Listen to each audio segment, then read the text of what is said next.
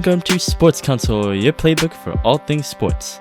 I am your host Matt, and I am here with G and Dillon for this episode of the show.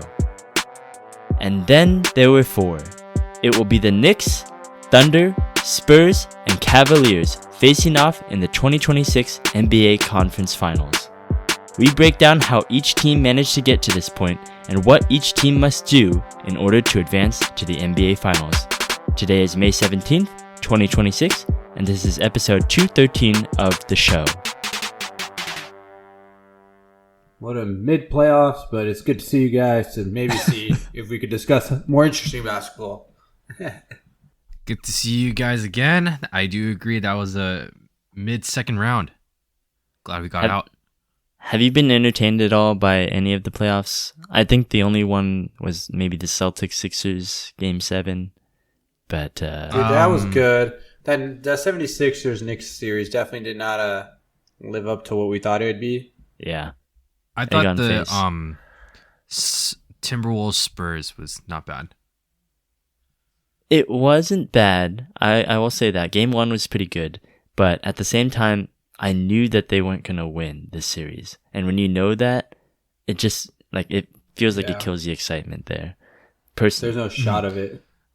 I think it's because the other series was a lot worse or a lot more boring than the Spurs T-Wolves series.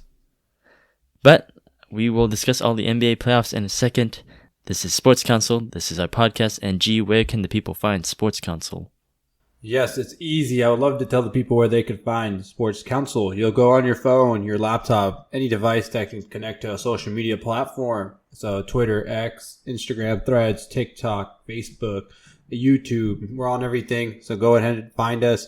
And then also follow us. It's going to be sports_counsel. It's that easy. And that's across all the social media I just named and all the other ones I did not name.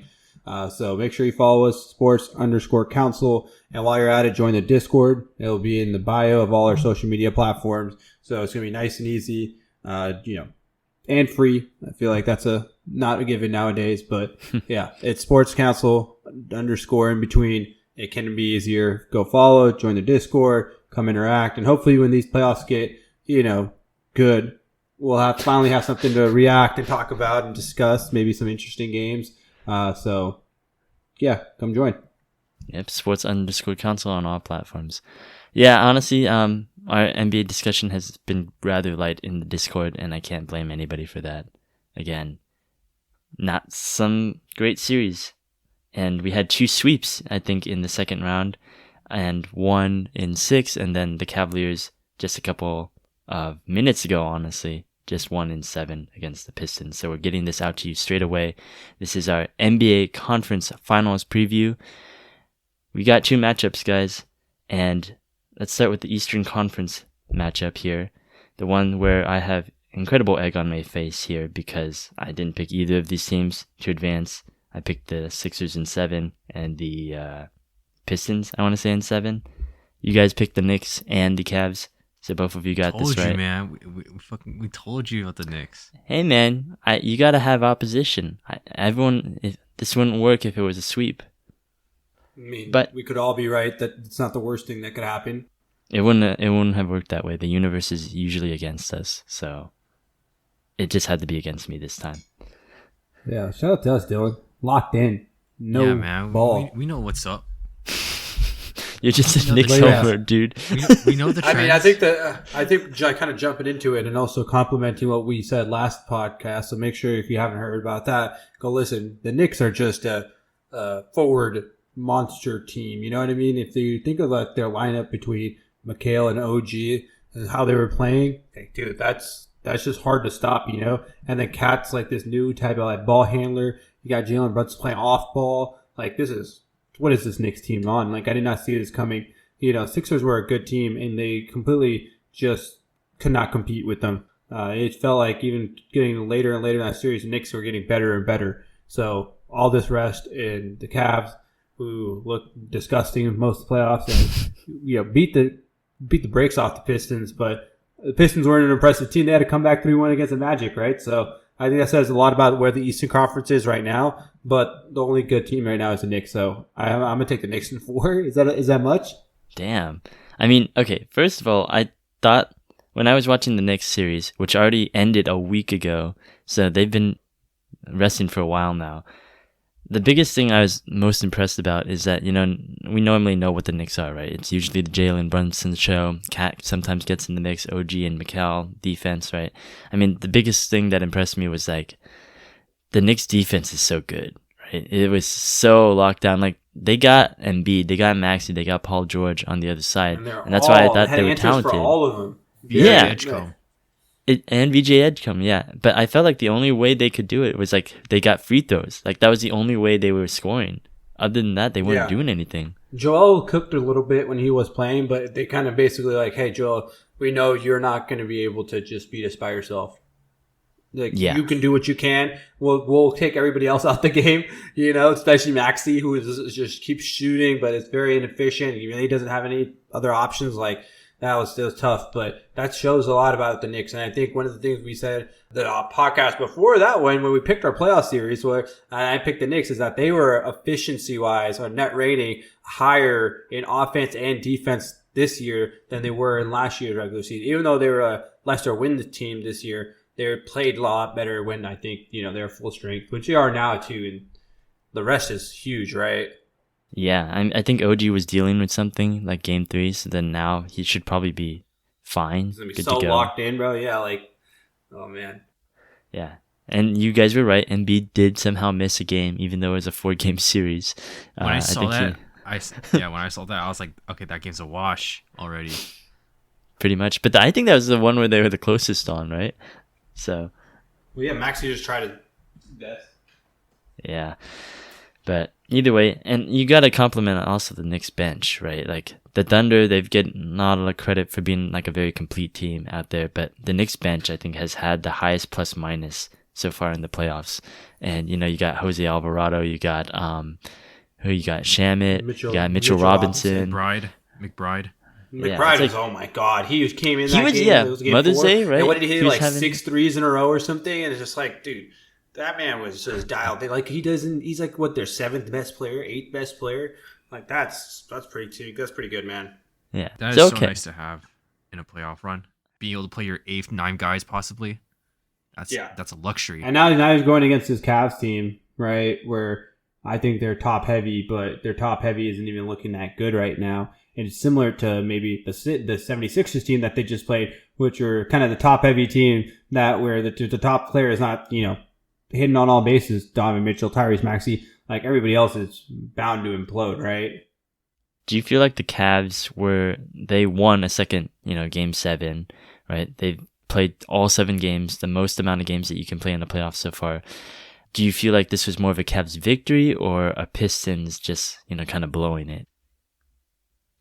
I don't know, a little bit of both. I'd say a cop-out answer, just because the Pistons were really bad in their own right. But the Cavs, I guess they're. I mean, I don't know. I guess that's hard to say because they were also just down 3-2, weren't they? They were up. They were up in this series, I think 3-2, and then Detroit got forced game 7. They lost the game at home to win the series, and then went back to 7 to win it. Yeah, so I don't know. It's just not impressive, So they're gonna get killed. I think Detroit was a flawed team. I think it was because you guys said it. I didn't listen, but Jalen Duren was probably the most disappointing player in maybe the entire playoffs, honestly, so far. Easily. Yeah. Cade Cunningham got no help. He's good. I like Cade. Cade is fine. It's just, he's really good. He needs help. Yeah. He needs a number 2. Duren was supposed to be that guy, right? But I feel like he just completely disappeared in the playoffs, and you really can't do that. You can't do that against Wendell Carter. It's more understandable when it's against Mobley and Allen, but you still gotta. It felt like he didn't assert himself enough, honestly. Like, I didn't feel like he was trying to be the number 2. He kind of just faded in the background. Like Tobias Harris. I think he got in his own head. I feel like after that first series and he played poorly, like he never got out of that rhythm, playing poor. And then you put it, like you guys mentioned, even more difficult matchup with Mobley and Jared Allen. And Jared Allen was was fucking cooking him, bro. Like, Jeez. we talk about Mobley getting on Duran defensively, but offensively, Jared Allen was just wrecking him, especially his last game 7, man. He's just getting his way with him, and it's just like, it's just sad because it's like Jared Allen's not that good. Damn. All right. He's like okay. He's like above. Yeah, He's like above. He's like A tier. He's A like B okay. tier. Yeah. He's like, I'd be okay with him as my he's center. like a B tier. Yeah. Yeah. No, I get that though. But I mean, I think there's a lot of questions that the Pistons will have to answer in the offseason about that. Back to the Cavaliers though. Yeah, I think the front, like the starting core of Harden, Mitchell, Mobley, they've each had kind of drop-off games, right? Like Mitchell didn't show up game 6, Harden didn't show up game 7, Mobley didn't show up like games 1 or 2. So each one of them have been a little bit more inconsistent. But I think their bench is honestly pretty good. Like they got Strus, they got Sam Merrill, right? Merrill's got a strap, man. Hmm? He's got a strap on. He can shoot lights out, bro. When he's out there, it's like he's like the Duncan Robinson. I meant to say that he's a white shooter, but it's always the white shooter. It's a Kyle Korvers, you know what I mean? He's just like coming in there, and it's like every time he shoots, he feels like it's going in. He plays the role. Yeah. So I think if there was any benches that can go head to head, I don't think the Pistons would have had it because I can't really name a lot of players on their bench, honestly. But if anyone could go up against the Knicks bench, I think it would be the Cavs bench. So I think the better team probably won in this matchup, and I think it's going to be a better series than before. I don't think I could have the Knicks in 4. So what are you having in? Knicks in 5.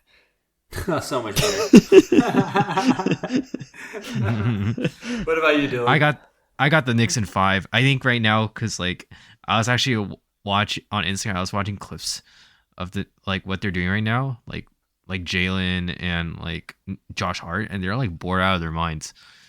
So I think they're gonna drop one game, but I still think they're gonna beat the Cavs.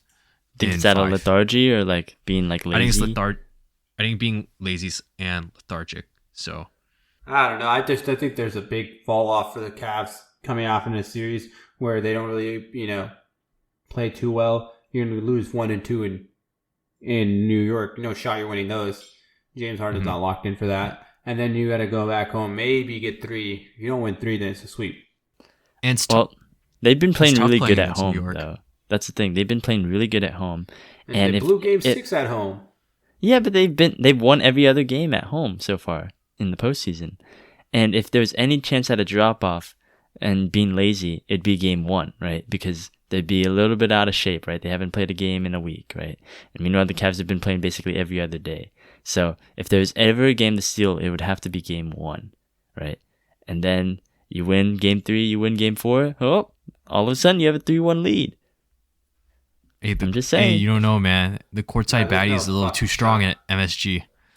No, literally. They're going to get up to Harden. You don't think the courtside baddies in Cleveland are all that?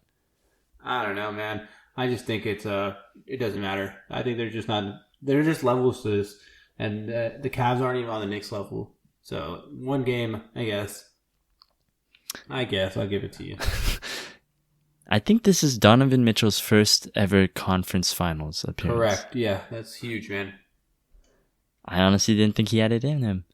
It's because he kept getting bounced by Steph and the Warriors. Steph, Harden. I mean, Donovan Mitchell, everyone says about Harden, he's a playoff dropper. And I absolutely agree. He is a playoff dropper. Donovan Mitchell's a little bit of a playoff dropper as well. No, he's not. Don't do that. No, yes, he does. No, he's a playoff riser. He's a riser, bro. Don't do that. He blew a 3-1 lead. Yeah, but you're making it sound like he has no track record of playing good basketball in the playoffs. You can play good basketball against scrubs, but when it actually comes against tougher competition, I find him inconsistent. And I don't think he plays defense very well.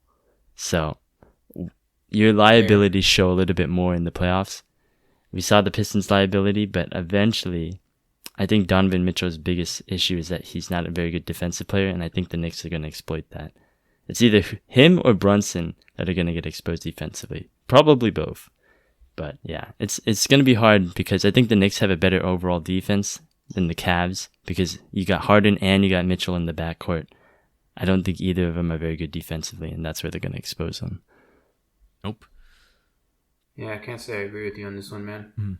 What? And you look at the Knicks side. Look at, I mean, other than Brunson, everyone is hella good at pretty good at defending.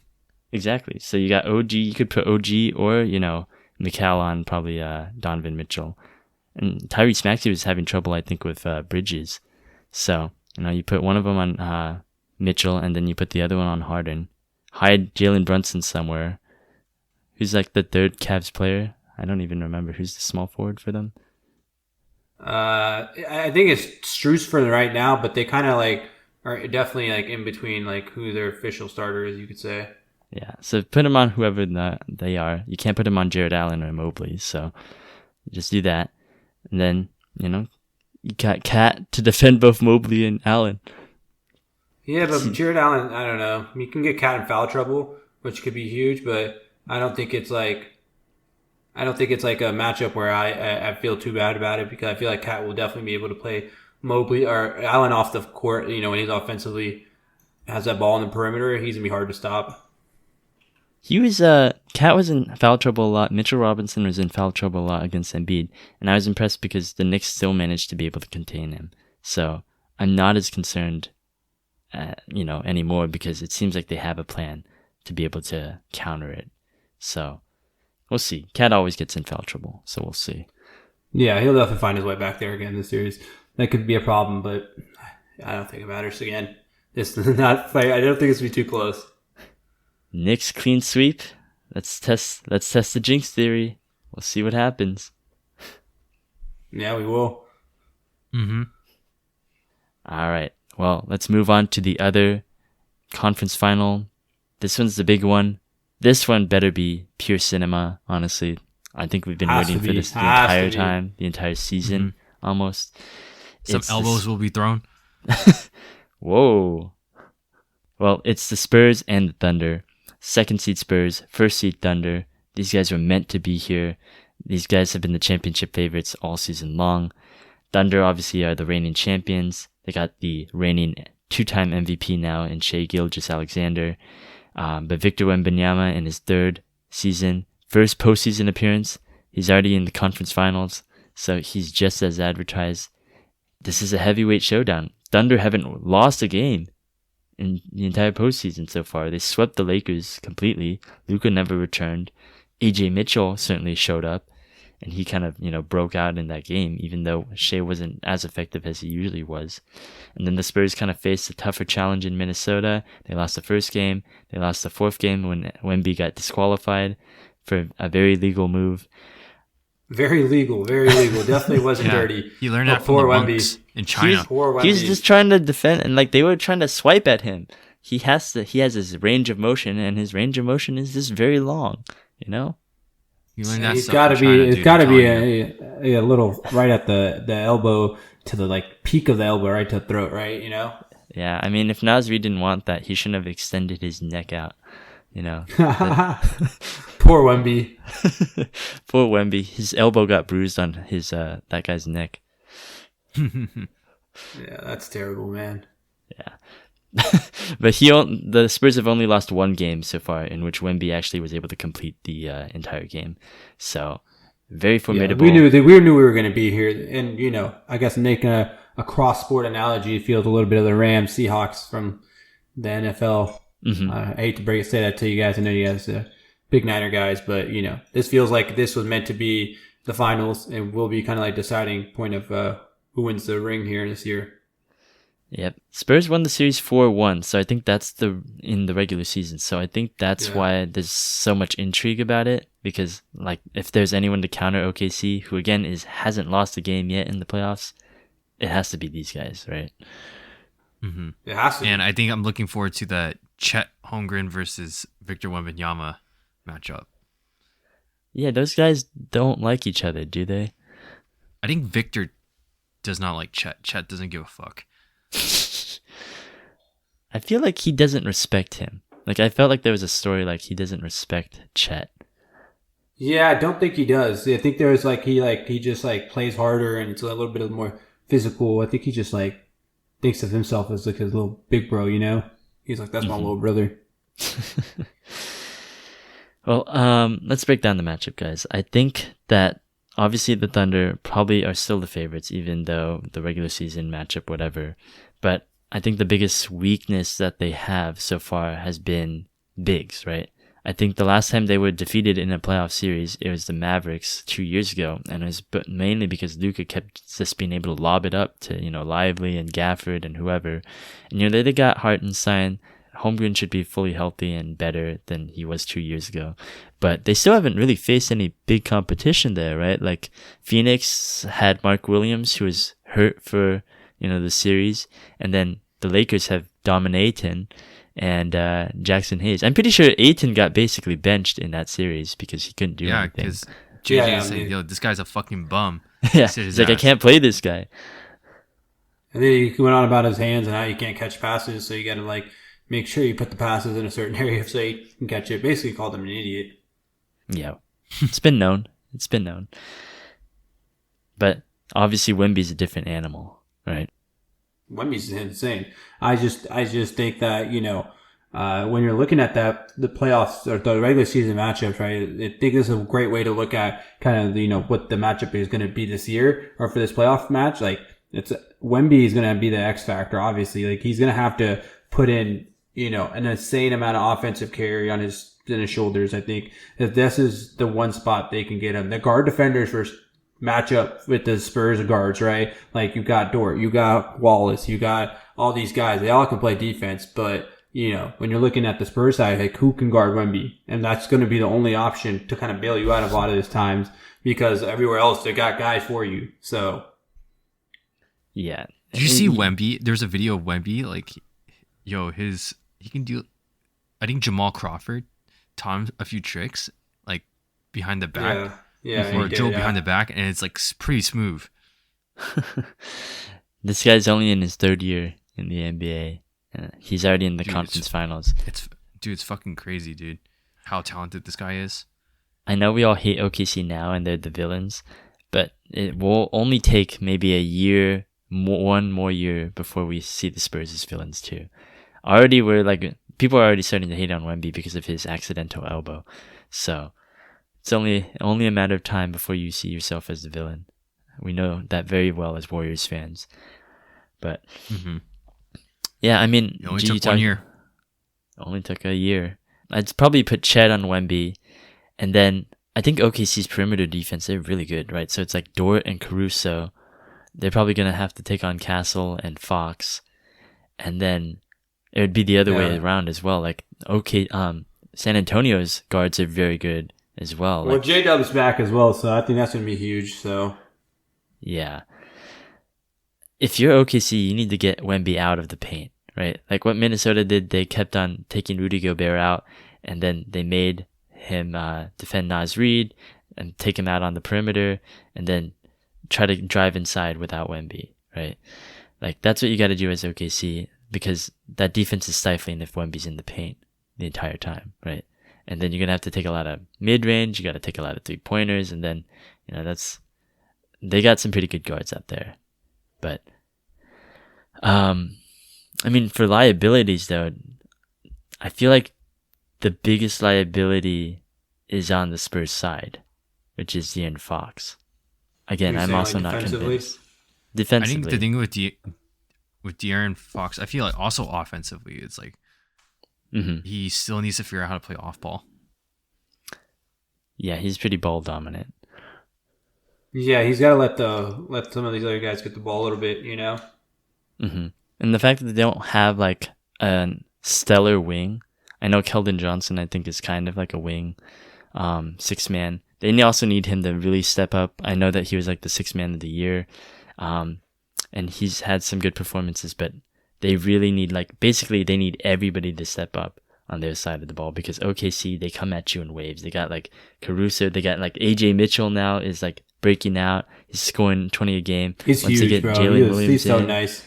Yeah, it's and then they got Isaiah Joe, Cason Wallace. They got Jared McCain. They have squad. They got everybody. They got so many TikTok. people. The power of TikTok on their side. They've been resting too. They've been out since Tuesday. So they're probably, ready to go. Yeah, but I mean, when I'm looking at the matchups, I feel like, we're going player for player. Obviously, SGA might be the best player in the series, but could be debated between him and Wemby, who plays the best this series. But I think when you got to also consider is I think the Spurs guys like this matchup just as much as Wemby do. Like they are kind of risers against the Thunder throughout the playoffs or throughout the regular season. So I'm wondering if they can keep that up, right? Or is that just kind of like a regular season thing? How much are you guys putting into that, the regular season matchup? I mean, I think it's good to know. It's just in the back of your mind. But again, I think we talked about it before. Playoffs is always different. Once you in a series with one team, right? You study so much on the team's tendencies on offense and defense and individual tendencies. So I think it's a cool thing to have in the back of your head. But at the end of the day, you still gotta execute on the floor, or you gotta execute each game. And after each game, they're gonna probably throw something new at the team. So I think it's just it brings up your confidence, but I wouldn't rely on it too much. It's pressure. I think pressure is different in the playoffs versus the regular season. You're playing with house money in the regular season. You're not expected to win this game, right? You want to really win this game in the playoffs. You want to win every single game. And we haven't seen a lot of situations in which the Spurs have played a lot of close games. And the one close game they did play, they obviously lost. It's just one shot that just missed. It is what it is, right? But you need to have that composure. And right now, I think that the Thunder have been here. They are a little bit more composed and saying, okay, this is what we need to do. This is how we, normally execute. And we've won before in this kind of environment, right? That's the biggest factor I have to count it down to. And that's what we said at the beginning of the playoffs, right? I said, I'm not a little worried about the Spurs because they're a little bit more inexperienced, right? So the one thing that I've noticed so far in the Spurs playoff journey so far, as impressive as it's been, is that they've tended to get a little bit more emotional, right? You want to keep your composure. Just what we saw in game 4, right? Wemby lost his composure a little bit, got him kicked out of the game. So I have no doubt that the Thunder are going to agitate them. The officiating is probably going to agitate them, right? Doesn't that apply a little bit vice versa, though? Don't you feel like there's some kind of real estate that the San Antonio must have in OKC's head after, beating the shit out of them 4 times this year in the playoffs or in the regular season? And I feel like that's going to be in the back of their thoughts throughout the playoffs. Is going to be hey, these guys maybe might have our number, or... If they win game 1, I don't think it would matter at that point. If the Thunder win game 1... What if San Antonio come out there and just win? I think that's... I'm going to pick the Spurs in 6 just to kind of... Maybe you guys were already assuming that the way I'm kind of talking about the Spurs here. But I think they come out and win game 1. You have to. It's going to be huge. Set the tempo there. And then from there, come bring it back to San Antonio. Greg Popovich on the sideline. Is he attending the game? I also think. I don't know, but it'd be cool. It was like a superpower. Spurs is 6. I feel like if they don't win the first game, Pop is going to fly over to Oklahoma City and fucking yell at the entire team. Well, yeah, they said he is involved though. He's not maybe at the game physically, but he comes to the practices and talks to the team about kind of strategy, or he will runs film and shit like that. So that's pretty huge. I'm still gonna go with OKC in 6 or 7 games. I think it's gonna be a full knockout series. Game 7 would be so lit. A game 7 of this would be we need cinema here, guys. Yeah, that's what we need. We need cinema. It hasn't been good. Did Shai give you an AP? What? An AP? Oh, you don't know about AP. You don't know about AP. Gee. I don't want to say anything that I don't want to. That might be consequential on a recording. So I'm going to ignore that. Look, guys, they haven't lost a game all playoffs. And they're the current reigning champions. I just feel like they have the composure. I feel like, honestly, no one's stopping them at this point. If they beat the Spurs, I don't think the Knicks or the Cavs or whatever the Knicks could do it. Be able to win it. They're going to be so well rested. from another sweep. Yeah, from another sweep. If they go 7, only way is the injury at this point. I don't think so. I don't think. I don't think that this Thunder team is as unbeatable as they're making it seem. I just think there's a lot of teams that they played, they didn't even get their best shot from, right? The Lakers, everybody was kind of hurt, and they're barely getting back. So weren't even that good of a team to begin with, right? And now it's like sucked. The Suns sucked. So yeah, I mean, that's what you get for being the 1 seed, right? But like, that's not impressive at all. So this is the first competition. So I think they could easily, lose a game early and not be able to respond back, right? So you win 2. I think they could, lose a game in the road again. It could get ugly, man. I know that there's like a lot of wisdom in terms of just, the experience that the Thunder have. Even the Thunder themselves didn't really have a deep playoff runs, like a final run before they won that ring, right? They lost in the conference final, the second round to the Mavs that year. So the Spurs kind of in the same situation that the Thunder were at that point. I don't think so. I think they could kind of bypass the experience because they're playing a team that's also just as young, right? So yeah, my thing is that I know that Shai's gonna get like 20 to 30 a game. I know one of Jalen Williams, Chet Holmgren, AJ Mitchell, or whatever, who the fuck else, is gonna hit maybe 20, right? And then some other player on the Thunder bench is gonna hit like 3 threes. That's gonna happen. It's a certainty to me almost. I know Wemby's probably gonna get 20-ish, but after that, I don't know what's gonna happen. I don't know who's gonna be the other scorers. Look, Castle's really good, man. Right? Yeah, but Harper's good. Fox is good. They got guys, man. They got guys, but I need a consistent. Champagne. I need someone to be consistent every time. Every time they get me 20, and I need that to happen. So if the Spurs are gonna win, they need people to step up. They need everybody basically to step up. You're AJ Mitchell. I need to match you with Stephon Castle. You're, Isaiah Joe. I'm going to get Keldon Johnson off the bench. Champagny for Caruso, right? Like, it has to happen. Every single player has to step up. And may I interest you in Luke Cornett? He's there? He still plays? Yeah, oh yeah. He still plays big minutes, man. I don't know what that means. May I offer you? I think the Thunder will be fine with that. Gets Wemby out. It was definitely a joke. But yeah, no. I mean, that's where I kind of see the experience and the depth kind of, Thunder being able to overcome, any type of shot the Spurs are throwing at them. It could be, realistically, it probably is going to be Thunder in 7. I just picked the Spurs-Knicks in the finals before the playoffs started. I really want to be right. I really hate the Thunder. Like, it's just I don't like the successful Thunder. hate watch, usually I always predict to be right, but this time I'm just predicting with all heart here. And I think if Matt was to do the same, he would also pick the Spurs. The Thunder. I'm picking the Spurs. I don't like the Thunder because they're boring. The Thunder are boring. You don't like watching your TikToks? I don't watch TikTok like that. It's like I'm here to watch sports. I'm here to watch sports, and the Thunder have made it a very boring affair where it's just like they don't even score in like exciting fashion. It's free throws and mid-range shots. It's just like the Warriors dynasty, it was like flashy 3-point shots and fast break points, and like they were doing all this stuff. They go on 20-0 runs, but it felt like the Thunder, they're just very efficient. They just do their job and get out of there, right? Yeah. That's what I don't like. Like, I just don't think it's very exciting basketball to watch. And I barely even watched, kind of those Lakers games because I knew eventually the result was going to be Shai just hits enough jumpers and they just get enough points and they're going to win this game. And, that's why I hate them. Yeah. I'm oversimplifying it, but yes. Well, what about, let me ask you guys quickly, as we kind of all made our predictions here, who do we have as our Conference Finals MVP?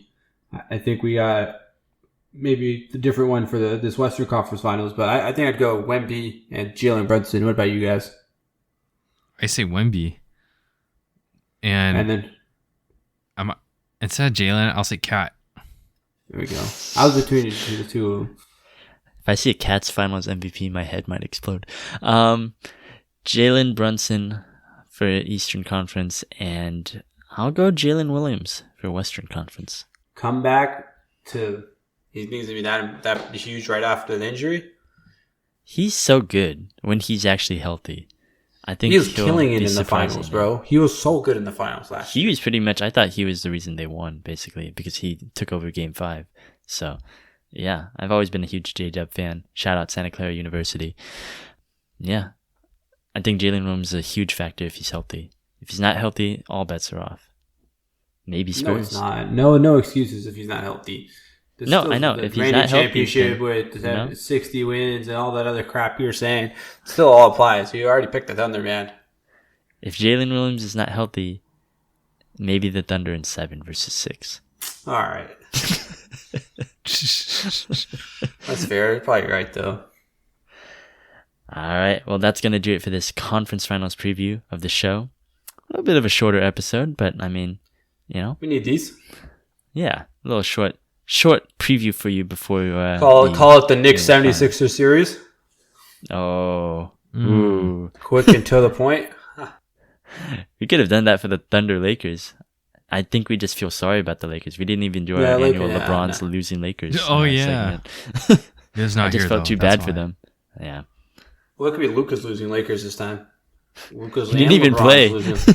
LeBron's losing Lakers. Yeah, maybe in the offseason. But yeah, that'll do it for today's episode. Be sure to follow Sports Counsel Podcast on Spotify, iTunes, Amazon Music, wherever you get your podcasts from. Don't forget to follow our social media, sports_counsel, and join our Discord and participate in the community. We sold out our t-shirts, our first annual class of Sports Counsel t-shirts, but if you say pretty please extra nicely, maybe we can find you an extra shirt out there. I heard the resale value on these are going through the roof right now. Yeah, they're harder to cop than Jordans. It's harder to cop than the AP Swatch collab. Stop mentioning APs. I gotta search that shit up now. It's just a watch, man. He's messing with it's just a watch. What were you saying then? Shai APs, whatever? Because when he won MVP, he gave the team an AP. Oh, I see. It's not just about Shai. It's about the team that helped Shai get to this moment. Yeah, he got the refs too. God bless the Thunder.